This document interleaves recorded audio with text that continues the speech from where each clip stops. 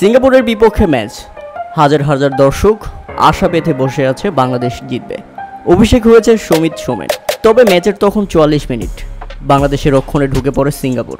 Goalkeeper Mitul বল feast করতে গিয়ে পারেননি। বক্সের মধ্যে হেড করে সিঙ্গাপুরের আরও একজন বল ডান দিকে পাঠিয়ে দেন।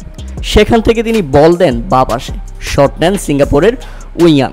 হামজা চৌধুরী অনেক দূর থেকে দৌড়ে এসে বলটাকে বাঁচানোর চেষ্টা করেছিলেন, কিন্তু শেষ পর্যন্ত শেষ রক্ষা হয়নি বাংলাদেশ।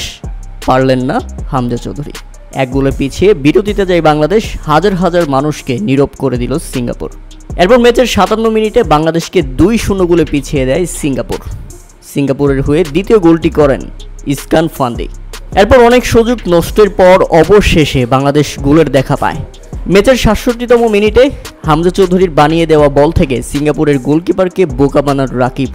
আর সেখান থেকে বাংলাদেশ প্রথম গোল আদায় করে নেয়। গ্যালারিতে উপচে পড়ে মানুষের উচ্ছ্বাস।